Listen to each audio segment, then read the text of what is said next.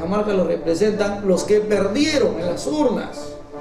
Y el jurado electoral nacional se hace el tonto. Para eso no es el canon minero es para fierro y cemento. El problema es de que la tributación de las mineras siempre fue miserable. ¿Cuánto estamos ganando y cuánto estamos perdiendo? Hecho que no se ha producido una auditoría a las empresas transnacionales.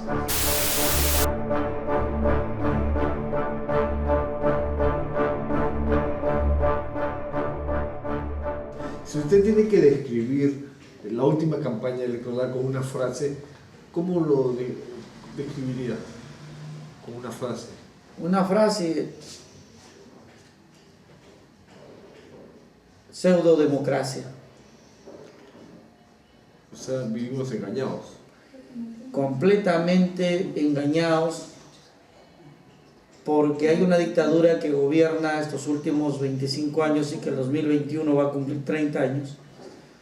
La dictadura más larga de la vida republicana, cuando el 92 y el 93 empezó a funcionar, a poner en implementación una constitución nacida del fraude, cuyo programa económico fundamental se sostiene en el neoliberalismo salvaje, donde el Estado está privatizado. Entonces, esa dictadura necesita de una democracia de fachada. Esa democracia de fachada es la que convoca elecciones cada 5 años. Y para controlar el modelo y no cambiar una coma de la Constitución que la sostiene, ha recurrido al fraude más escandaloso este último proceso electoral. Cambiar las normas a última hora, sacar de carrera varios, y entre ellos, en mi caso, mantenerme preso y sacarme 7 minutos a un debate nacional para poder aparentar participación. Y lo más grave es que los organismos electorales, como el señor Tábara, haya sido tan descarado al engañarle a los observadores internacionales que el proceso era un proceso completamente normal y que no había nada más que visitar, que no se permite que los observadores como de la OEA, de la Comisión Europea, de otros organismos, ni siquiera me visiten al penal para que se informen en qué situación me encontraba o un candidato presidencial se encontraba. Y eso no puede ser considerado democrático. Por eso es que hablo de que estamos enfrentados frente a una dictadura que está disfrazada de democracia, entre comillas, porque convoca elecciones y porque tiene un congreso de hegemonía neoliberal. Cuéntanos, díganos, ¿por qué lo apresaron entonces? Se venía generando ya una forma, buscando un mecanismo de convertir a los estamentos del Poder Judicial, utilizar ciertas herramientas jurídicas para convertirlas en herramientas de persecución y de venganza política, donde la dictadura mediática empresarial del comercio lanzó una ofensiva en televisiva y escrita para señalar que había problemas en las licitaciones o en las obras públicas. Luego, utilizando como una guardia pretoriana la Contraloría, levantaron toda una propaganda de licitaciones fraudulentas y de favorecimientos a ciertos empresarios y armaron toda una red de colaboradores eficaces que les dé el argumento para ordenar una prisión preventiva, para buscarla, y encontraron a una jueza de primer nivel en esta investigación preparatoria que le concedió ese abuso de llevarme a prisión preventiva. Pero eso tiene un agregado, sacándome de mi juez natural, o sea, del juez natural que era mi jurisdicción, que era Cajamarca. Claro. Primero me llevaron a Chiclayo y luego a Lima, a la Sala Penal Nacional, para que allí puedan traerme lejos de mi pueblo, y para hacer grave mi situación, me tipificaron mi acusación como de asociación ilícita, como una banda criminal, que era quien la dirigía, para poder ubicarme en el penal de máxima seguridad, que era Piedras Gordas. Con ello, ¿qué conseguían? Me aislaron de los dirigentes del MAS y de los dirigentes políticos, porque no vienen en contacto con nadie. Lograron con esta prisión preventiva asustar en Cajamarca a la dirigencia para que se diera el paso y pudieran sacarnos del gobierno regional. Hecho que no ocurrió, como no ha ocurrido hasta hoy, y nos apresaron por el temor que tuvieron a que podríamos capitalizar el voto traicionado de Ollanta Humala. ¿Cuál es su sentir, por ejemplo, con respecto a Alan García, que tiene infinidad de acusaciones penales, que no ha pisado ni siquiera la prisión preventiva ni nada, y usted que no tiene término de comparación con lo que el actuar de Alan García, usted sí ha estado más de un año en prisión preventiva? Mira, esa es la esencia, en el fondo, para que la comunidad que nos ve y nos escucha ahora vea, esa es la esencia del Estado colonial, de esta clase dominante que gobierna, que aplica esos principios: para mis enemigos la ley y para mis amigos todo. Entonces, el caso narcoindultos, por ejemplo, es una evidencia donde el fiscal es el mismo que me acusa a mí. Es el mismo Delgado Tovar. O sea, para mí es muy valiente para meterme 25 meses o pedir 25 meses de prisión preventiva y pedir muchos años de prisión, pero le tiemblan las corvas, se tiembla él mismo, o se vuelve un sumiso frente al fiscal de la nación que le obedece cuando le dicen: sácalo a Alan García, el que firmó los narcoindultos. Entonces el señor Delgado Tovar, muy obediente, lo saca al señor García de los narcoindultos y se lava las manos solo llevando al señor Facundo Chinguel. O por ejemplo, el caso Toledo, millones que no puede justificar de su suegra, de él, pero no llegan a investigar a sus hermanos, por ejemplo. Si investigaran a los hermanos de Toledo, de toda la familia, habría sorpresas. Al menos eso es las informaciones que llegan. Y a usted se lo ha investigado, hermanos, todos, ¿no? Nosotros, mi abuelita ya está muerta, han querido levantarla del cementerio. Mis amigos todos han sido investigados hasta la última gallina que tienen. Yo he dicho a veces, en mi caso, han medido los cuyes con 1 centímetro, porque eso es lo que ha encontrado Delgado Tovar cuando ha ido a la chacra. Pero no han ido a ver quiénes se han adueñado de las mejores tierras en Ica, en Chavimochic, quiénes se han adueñado de las mejores tierras en Olmos. De tal manera que aún no son valientes para quitarle una choza, pero son muy condescendientes para investigar a la CONFIEP, a sus socios, por la evasión tributaria, a esos 400 empresas que están ahorita en el mar peruano saqueando la pesca, la flora y la fauna marina. Con respecto al nuevo movimiento, la confluencia Más Democracia, cuéntanos cómo va, cómo está el estado actual. Mira, Más Democracia surge producto de un proceso político post-elecciones 2016. Los hermanos del movimiento Fonavista escribieron un partido que se llama Democracia Directa, y luego al elegirme a mí como candidato, pasar la valla electoral, les propongo que del sector del Perú, el Perú profundo, el Perú entero, los movimientos locales, regionales, sociales, los movimientos de resistencia no tienen un partido que les permita expresarse políticamente. Entonces les he propuesto a Democracia Directa que cambiemos y aperturemos esta confluencia y que vengan todos, y que no es necesario que se inscriban, sino que veamos cómo les damos espacio para que participen. Y entonces nace la confluencia Más Democracia, y esto se va a inscribir en el Jurado Nacional de Elecciones, cambiándole el nombre al movimiento Fonavista de Democracia Directa por Más Democracia, y asume acuerdo, con un solo nombre, Más Democracia, en las elecciones municipales y regionales, para participar con un solo símbolo que será la casa y para promocionar los nuevos liderazgos locales y regionales en una bandera, la nueva constitución y recuperar el Perú para los peruanos.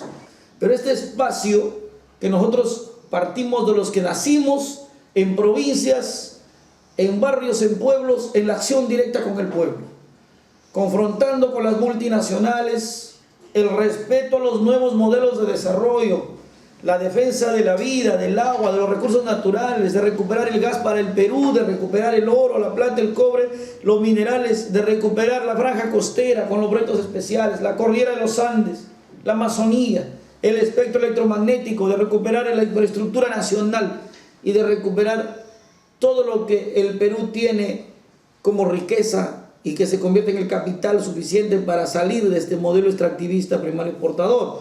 Entonces, y un tema de detalle de fondo es que nosotros en la campaña electoral, en el debate presidencial, dijimos vamos a cambiar la Constitución.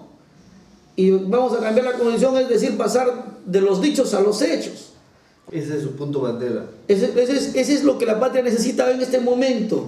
Probablemente la madre de familia que ahora me escucha no diga qué cosa es la Constitución, para qué la cambio, pero si quiere debatir nosotros, que revise la Constitución en el capítulo económico, si es que el Estado puede o no puede recuperar el gas para los peruanos y realmente convertirlo en el producto que tenga que estar al servicio de nosotros y no ir al mercado de fuera, para que los de fuera y las madres de fuera cocinen mejor, gasten menos y nosotros acá gastemos más. La Constitución es la herramienta que necesitan los peruanos ahora para acabar con la Constitución mafiosa del 93 que fue aprobada con fraude, y no solo eso, fue producto de una guerra, de la guerra entre Sendero y el Estado.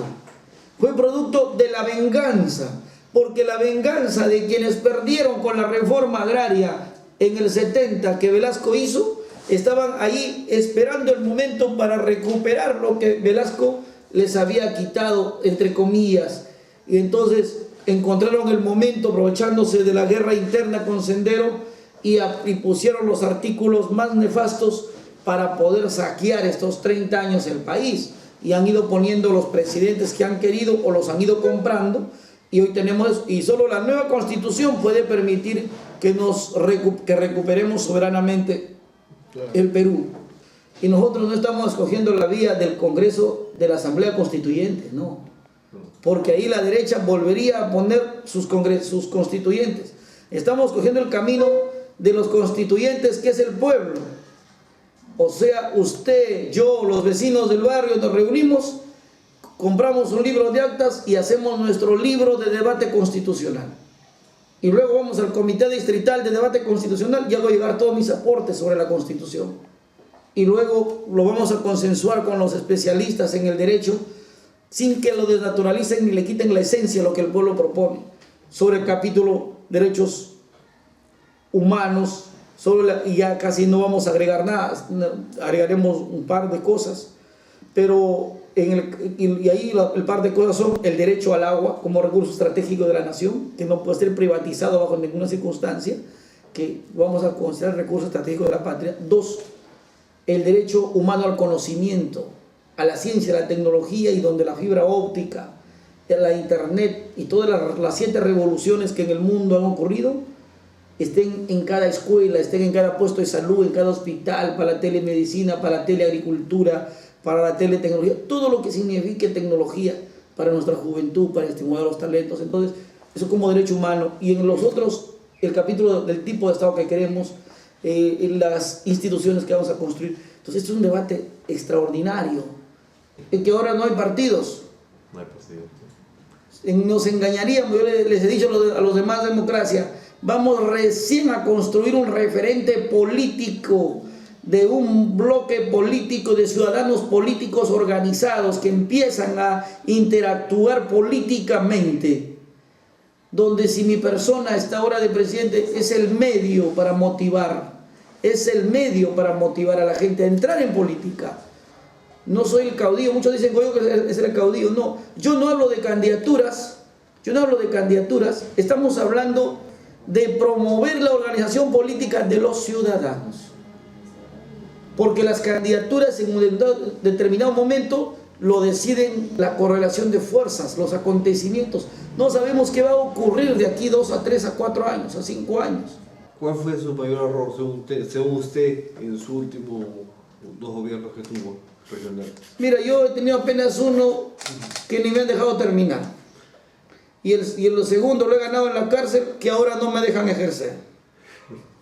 Ya, esta es la democracia que te digo de fachada, que critican a Venezuela, se enmudecen frente a Brasil, tratan de justificar el avance de la derecha en Bolivia, en Uruguay, en Argentina, pero se enmudecen cuando en sus narices hay un gobierno regional que ha ganado las elecciones con el 44% y el jurado electoral nacional se hace el tonto y dice de manera algo así burlona, sarcástica y hasta ridícula o soberbia, como no sé qué término encaja, y dice: ¿por qué Santos no pasa por aquí, por la cuadra tal? Y ahí está para entregarle su credencial. Que venga y le damos como si fuera una rifa, sacado la tinca. ¿Qué cosa es eso? Por todos los medios alimentan las marchas contra el gobierno de Venezuela. Pues que me acompañen a hacer una marcha contra el jurado, para que reconozca la votación popular de Cajamarca. Y es ese jurado que ahorita quiere hacer una reforma política. Es ese jurado que ahorita dice que con otros van a hacer la democratización de los partidos. ¿Qué autoridad moral tienen para hacer eso? Después que sacaron a Guzmán de la forma más arbitraria, lo sacaron a Acuña y lo perdonaron a PPK y lo perdonaron a la señora Keiko y lo salvaron a García como quisieron y le dieron congresistas, y a Santos, el movimiento que encabezamos nosotros, nos quitaron los 4 congresistas de Cajamarca y le dieron a los que nunca ganaron. En Cajamarca, a Cajamarca los representan los que perdieron en las urnas. ¿Y quieren que yo les diga que esta es una democracia? Pues no, yo les sigo repitiendo que esta es una dictadura. Los Frente Amplio hablan de la diversificación productiva. En ese tono va, ¿cuál es la propuesta de la confluencia, más democracia en ese aspecto? Primero, pasa por la concepción de gobierno, de Estado, del poder y de una nueva constitución. ¿De qué le sirve proponer diversificación productiva en este momento si los monopolios controlan la economía nacional? Si hay una reconcentración de la tierra, si las cervezas las controla un solo monopolio que ahora encabeza el señor primer ministro o el presidente del Consejo de Ministros, Zavala, cuyo gran mérito es haber llevado a una empresa a monopolizar las cervezas en el Perú. O sea que otro peruano pequeño no puede ser accionista ahí, o Torne u otros señores que están representando a las empresas. Claro, lo entiendo, o sea, para que la gente lo tenga claro, si no hay cambio de constitución, cualquier diversificación productiva o alternativa económica va a llegar al final a lo mismo. A lo mismo, es declarativa. Es declarativa. Va a ser diversificación productiva cuando los monopolios no quieren, no están dispuestos a tolerar cambios de fondo. El Torne va a continuar con la línea de Segura del último ministro de Humala. Basar la economía y el desarrollo, o sea, basar el desarrollo económico nacional en materias primas, ¿no? En la extracción de materias primas. Ahora que la materia prima está en bajada, ha bajado, hace suponer que va a bajar el gasto público también para equilibrar. Por lo tanto, eso se espera que va a ajustar a los gobiernos regionales. ¿Cómo va a afrontar ese panorama? Ahora pretenden decirnos que no vamos a poder distribuir equitativamente el presupuesto porque hay una reconcentración. De cada 100 soles, 75 se queda en el Estado centralista en Lima y 15 soles va a las regiones y municipios. Entonces, o 24 soles aproximadamente. Entonces,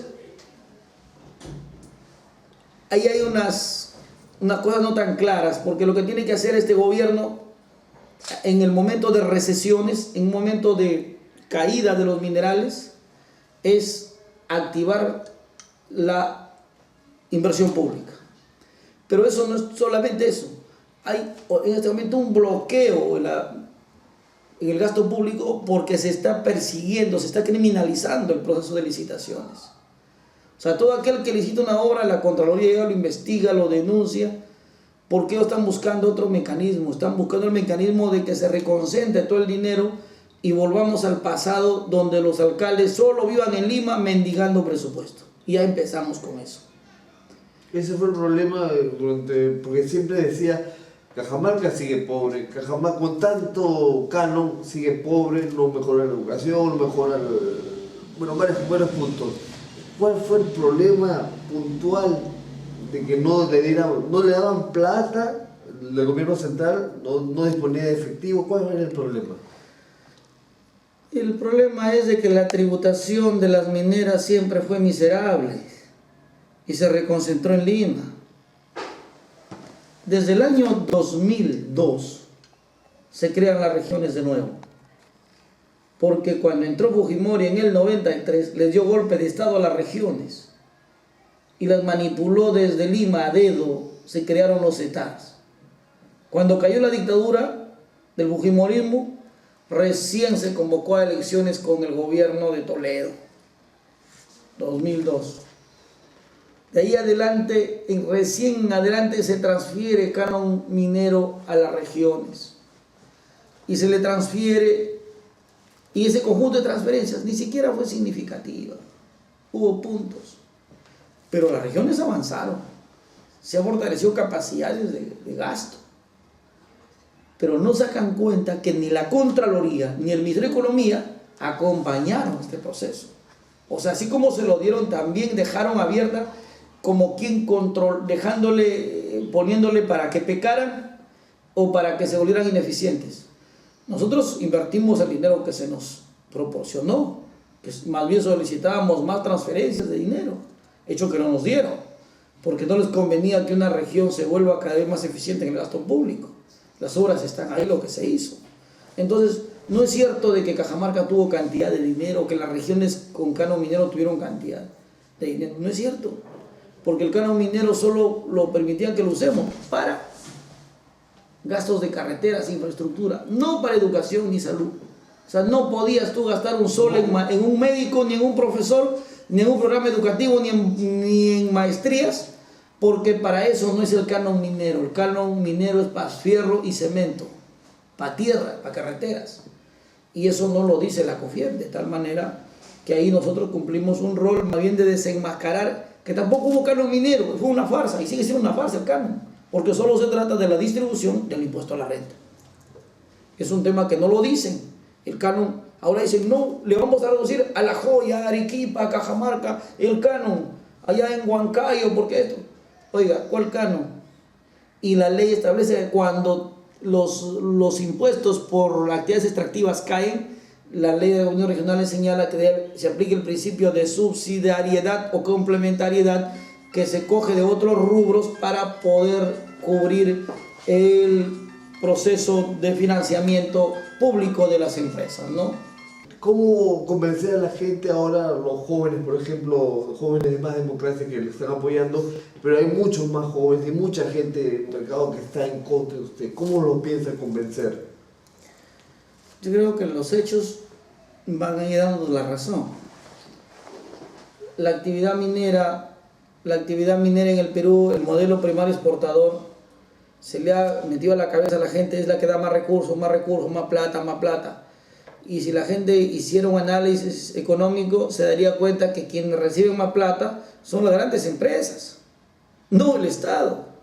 De cada $100 que ganan las empresas, ¿cuánto entra al Estado? No entra más de 20. 80 se van hacia el bolsillo de las empresas. Y cuando nosotros hablamos de renegociar los contratos, es que estas mineras se renegocien los contratos y sea un negocio de 60-40. O al revés, si antes ganaban 80, ¿por qué no ganan ellos 20 y el Estado 80? Entonces, ese debate no lo quiere. Entonces es más fácil pasar todos los noticieros, asaltos, violaciones, pelea entre mujeres, antes que pasar el tema económico del país. Entonces, la población de Lima pueda entender de que no nos estamos oponiendo al gran desarrollo, estamos defendiendo el patrimonio nacional, la riqueza nacional para ser distribuida entre todos. Y la Constitución nos permitirá recuperar esos recursos y nosotros decidir cuántos proyectos mineros vamos a explotar y para qué van a servir. Y además nos permitiría ver un análisis cuánto estamos ganando y cuánto estamos perdiendo, hecho que no se ha producido una auditoría a las empresas transnacionales, una auditoría telefónica para saber cuánto están tributando, cuánto le deben las empresas al Estado. Si tú le debes a la SUNAT o le debes a Telefónica, tú pasas a Infocor. ¿Qué pasa con estas empresas que no pagan impuestos, que no le pagan nada? Pues, todas estas cosas, espero que los jugadores de Lima nos ayuden, nos acompañen, son paisanos y estoy seguro que van a ir entendiendo que es necesario abrir un debate de fondo y recuperar la riqueza nacional. ¿Cómo vamos a decirle a los jóvenes que sigan apoyando esta Constitución cuando los excluye? 42 millones de celulares en el Perú. ¿Cuántos celulares se han fabricado en el Perú? Ninguno. Esos 42 millones con la materia prima que tenemos se podrían haber fabricado en institutos, en talleres del Perú, y en vez de estar trayéndolos de Corea, de China, de Japón, de fuera, ser nosotros los que lo mandamos con valor agregado afuera. ¿Es difícil ahora fabricar celulares? No creo. Ya no está para inventarse muchas cosas. Pero seguir siendo nosotros los peones o los consumidores, y mientras los de fuera están generando puestos de trabajo, yo creo que obliga a repensar el modelo de desarrollo. Y en ese camino convocamos a los jóvenes a acompañarnos con más democracia. Porque ello significa entrar a participar políticamente. Ya no es suficiente estar mirando, tuiteando, que es muy bueno, sino colectivamente hacer sociedad política, hacer colectividad política y trabajar juntos este proyecto.